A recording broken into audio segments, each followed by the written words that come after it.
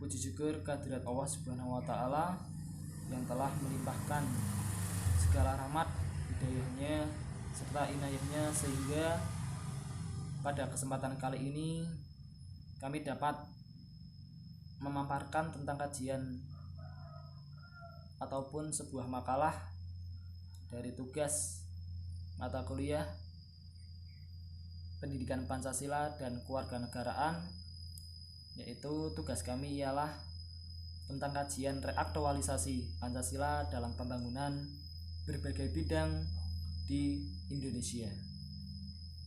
Kami menyampaikan ucapan terima kasih kepada pertama Bapak Haikal Hadiyatullah MPD selaku dosen pengampu mata kuliah Pendidikan Pancasila dan Kewarganegaraan.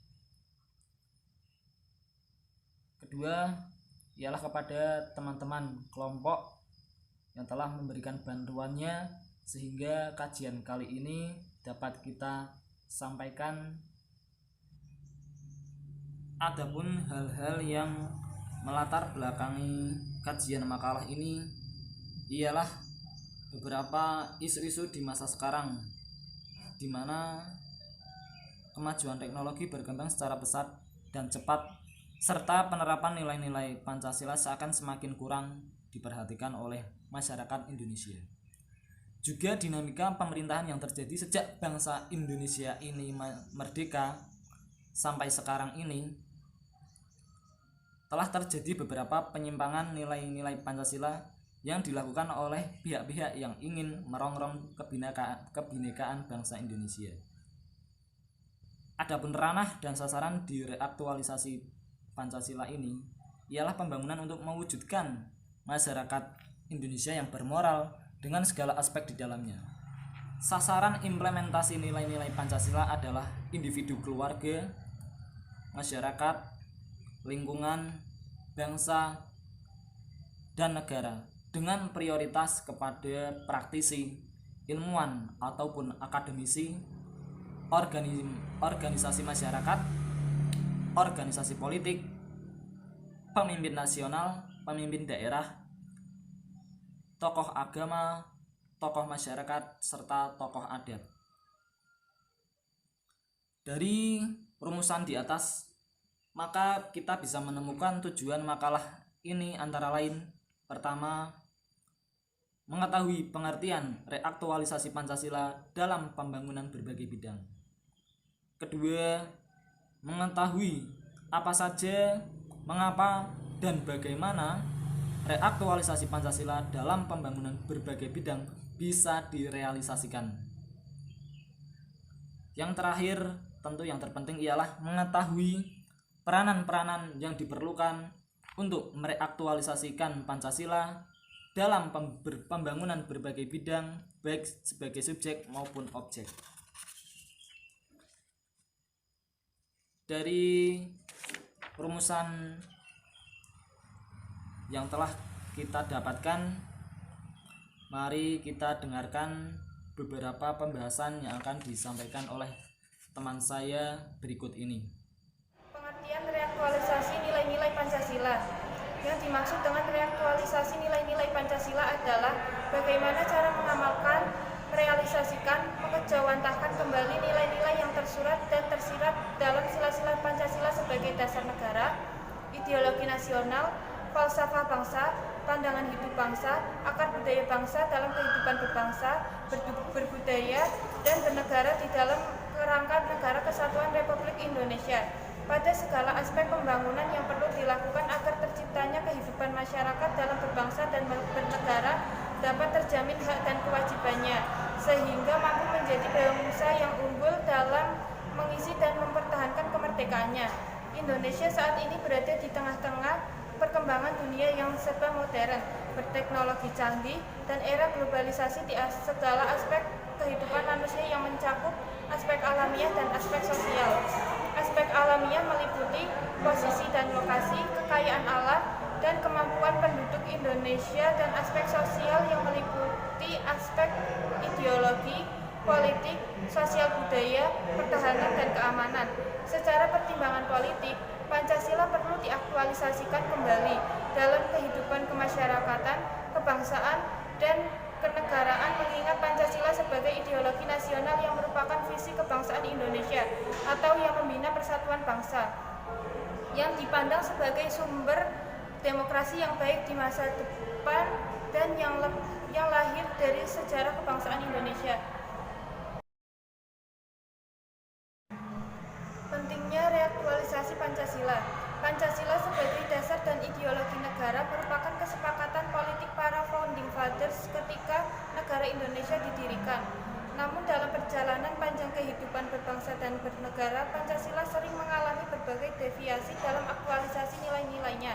Deviasi pengalaman Pancasila tersebut bisa berupa penambahan, pengurangan, dan penyimpangan dari makna yang seharusnya. Walaupun seiring dengan itu, sering pula terjadi upaya pelurusan kembali. Pancasila sering digolongkan ke dalam ideologi tengah di antara dua ideologi besar dunia yang paling berpengaruh, sehingga sering disifatkan bukan ini dan bukan itu. Pancasila bukan berpaham komunisme dan bukan berpaham kapitalisme.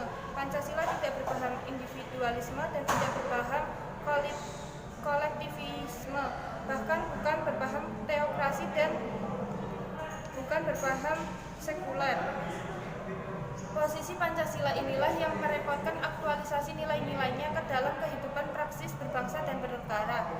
Dinamika aktualisasi nilai Pancasila yang selalu bergerak ke kanan dan ke kiri secara seimbang tanpa pernah berhenti tepat di tengah.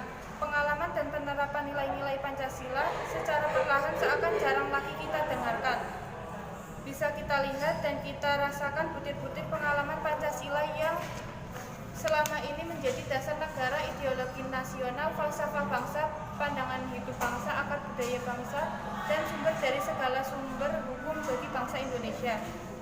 Seiring dinamika pemerintahan serta arus politik yang terjadi di setiap masa kepemimpinan negara kita, apalagi era sekarang yang dimana perkembangan teknologi informasi berkembang pesat secara masif dan global, sehingga pasti menimbulkan degradasi moral dan budaya yang selama ini menjadi ciri khas bangsa Indonesia.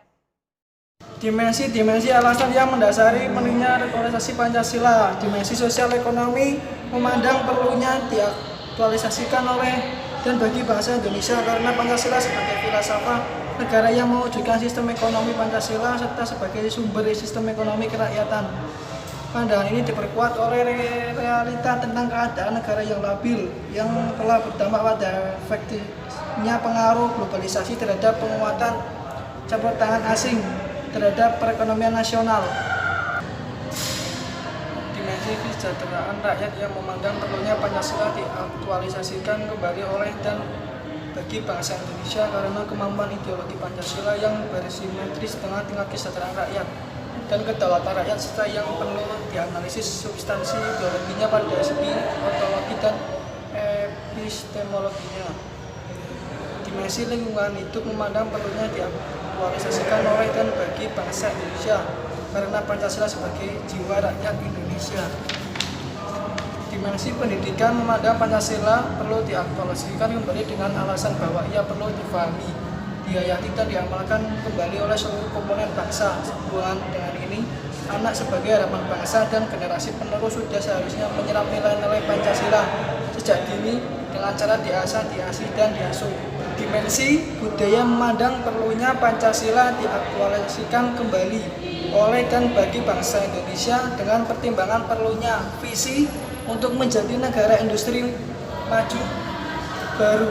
Dimensi keagamaan memandang perlunya Pancasila diaktualisasikan kembali oleh dan bagi bangsa Indonesia, mengingat keragaman agama perlu disikapi sebagai permata indah untuk dipilih. Hal ini sebagai pewujudan terhadap hasil penelusuran sejarah perumusannya. Dimensi pertahanan dan keamanan memandang bahwa keberadaan Pancasila erat kaitannya dengan sejarah lahirnya Tentara Nasional Indonesia, sehingga pelaksanaan Pancasila secara murni dan konsekuen merupakan landasan ideal dan konstitusional bagi ketahanan nasional, serta merupakan filter untuk tantangan liberalisme kapitalisme di Indonesia yang semakin menguat. aktualisasi Pancasila serta nilai-nilainya dalam pembangunan berbagai bidang. Untuk dapat mengimplementasikan dan mengaktualisasikan Pancasila dengan baik, maka perlu dimaklumi tentang kondisi bangsa dan negara Indonesia saat ini. Posisi Indonesia di tengah-tengah perkembangan dunia dan globalisasi berada pada posisi silang, baik secara geografis, geopolitik maupun geostrategis, historis maupun dalam segala aspek kehidupan. Dari penyampaian yang telah kita dengarkan tadi, maka tentang reaktualisasi nilai-nilai Pancasila dalam pembangunan dapat mencakup di beberapa bidang. Kita bisa menguraikannya sebagai berikut.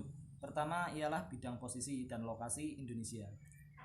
Segala kegiatan pembangunan yang mencakup masalah penempatan, pemeliharaan, dan pengembangan yang berkaitan dengan posisi dan lokasi keseluruhan wilayah Indonesia harus senantiasa mempertimbangkan sila-sila Pancasila secara konsisten. Kedua, bidang kekayaan alam. Pembangunan yang melibatkan kekayaan alam Indonesia yang mencakup perencanaan, pelaksanaan, pengawasan, dan evaluasi pembangunan tentang pengadaan, pengolahan, pendayagunaan, dan pemanfaatan, pengembangan serta pelestarian segala sumber daya alam yang ada di Indonesia harus senantiasa mempertimbangkan pengamalan sila-sila Pancasila secara konsisten.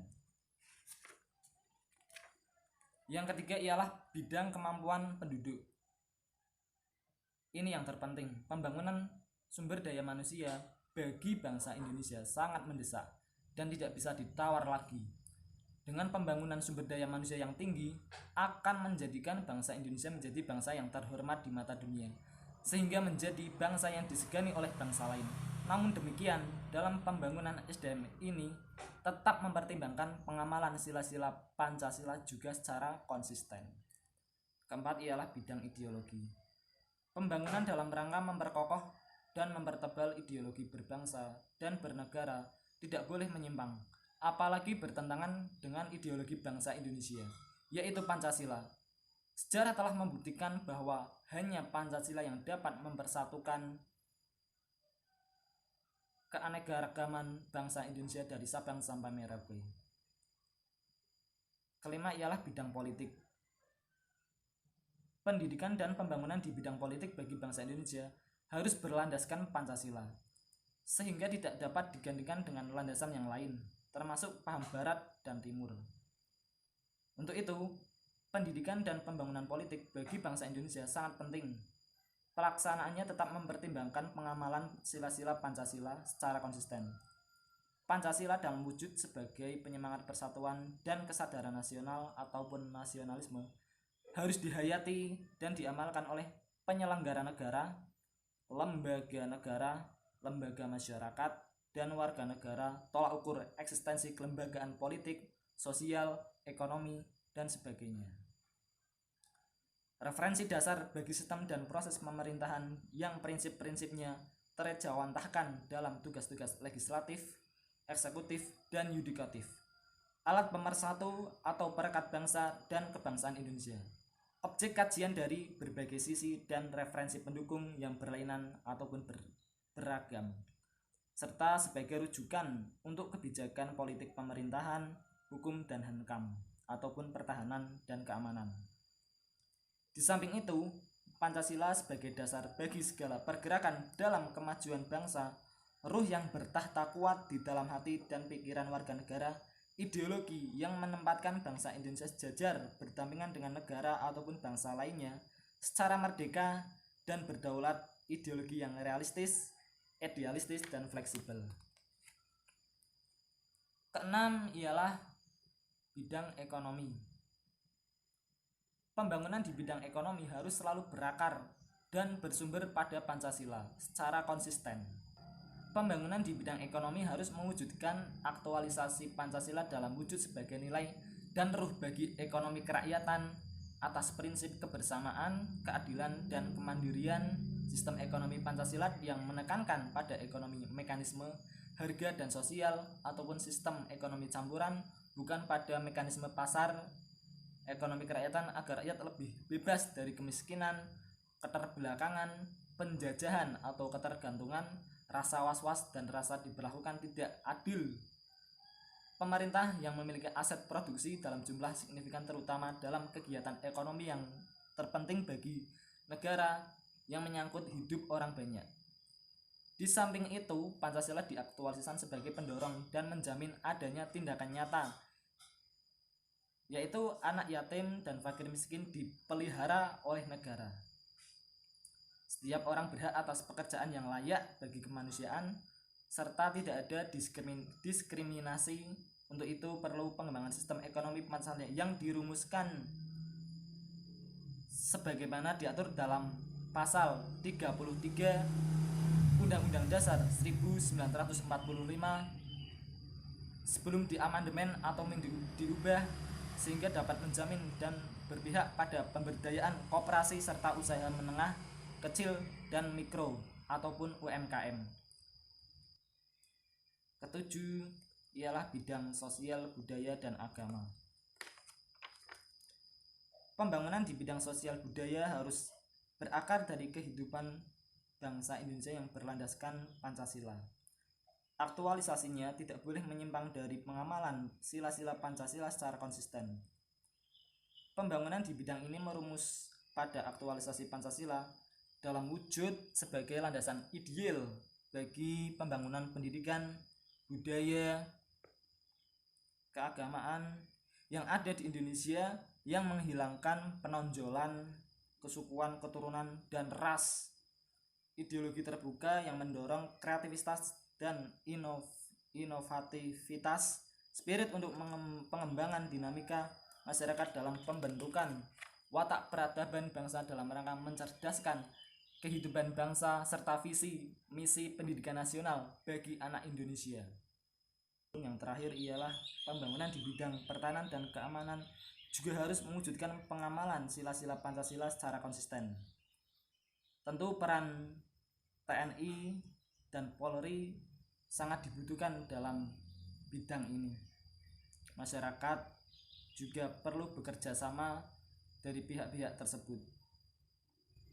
Berdasarkan uraian di atas, maka saat ini diperlukan suatu langkah nyata secara nasional berupa suatu gerakan bersama untuk membudayakan dan mengembangkan karakter bangsa sesuai dengan nilai-nilai Pancasila. Misalnya dengan melaksanakan gerakan hidup berkarakter Pancasila. Selanjutnya ialah peranan yang diperlukan untuk mereaktualisasikan Pancasila dalam pembangunan berbagai bidang. Yang pertama ialah peranan yang dilakukan oleh masyarakat sebagai pembudayaan reaktualisasi nilai Pancasila. Untuk mewujudkan aktualisasi nilai-nilai Pancasila, perlu adanya simposium serta seminar dan lokakarya Pancasila yang merekomendasikan model pendekatan, metode, teknik, sasaran, baik itu subjek dan objek, dan contoh untuk mengimplementasikan dalam kehidupan bermasyarakat, berbangsa, dan bernegara yang dirumuskan sebagai berikut. Pengembangan model penafsiran yang tidak lagi sentralistik dan formal oleh penguasa ataupun pemerintah, sehingga tidak lagi berkesan sebagai alat pembenaran untuk mempertahankan kekuasaan. Sasaran untuk berposisi dan berperan baik sebagai subjek maupun objek untuk implementasi Pancasila adalah individu, keluarga, masyarakat, lingkungan, bangsa, dan negara dengan prioritas praktisi, ilmuwan atau akademisi, ormas atau organisasi masyarakat, organisasi politik, pemimpin nasional ataupun daerah, tokoh agama, tokoh masyarakat, dan tokoh adat. Kemudian ialah ada peranan tindak lanjut untuk menunjang dan mempercepat reaktualisasi nilai-nilai Pancasila dalam menghadapi Indonesia di masa depan. Perlu segera dilakukan tindak lanjut sebagai berikut. Pertama, yaitu merevisi Undang-Undang Nomor 20 Tahun 2003 tentang Sistem Pendidikan Nasional agar mengatur pendidikan Pancasila sebagai mata pelajaran wajib bagi peserta didik dari tingkat pendidikan usia dini, pendidikan dasar dan menengah hingga pendidikan perguruan tinggi. Yang kedua, sosialisasi Pancasila dan Undang-Undang Dasar 1945 yang sudah diamandemen secara berlanjut. Yang ketiga ialah pendidikan Pancasila sebagai alternatif. Yang ketiga ialah pendidikan Pancasila bukan sebagai alternatif tetapi wajib bagi sekolah dan perguruan tinggi yang substansi dan orientasinya berbobot pada pendidikan moral, pendidikan budi pekerti, pendidikan berkarakter untuk mewujudkan kearifan akademik dan kearifan nasional yang berkeadaban Indonesia berdasarkan Pancasila. Itulah uraian-uraian dari kajian makalah ini. Maka kami bisa menyimpulkan latar belakang yang mendasari perlunya reaktualisasi Pancasila karena sekarang ini kita dihadapkan dengan realita permasalahan kebangsaan yang berkembang saat ini, seperti disorientasi yang belum dihayati nilai-nilai Pancasila, keterbatasan perangkat kebijakan terpadu dalam mewujudkan nilai-nilai Pancasila, bergesernya nilai etika dalam kehidupan berbangsa dan bernegara, memudarnya kesadaran terhadap nilai-nilai budaya bangsa, ancaman disintegrasi, dan melemahnya kemandirian bangsa. Reaktualisasi Pancasila adalah bagaimana cara mengamalkan ataupun merealisasikan, mengejawantahkan kembali nilai-nilai yang tersurat dan tersirat dalam sila-sila Pancasila sebagai dasar ideologi nasional, falsafah bangsa, pandangan hidup bangsa, akar budaya bangsa dalam kehidupan berbangsa, berbudaya, bernegara dalam kerangka negara kesatuan Republik Indonesia.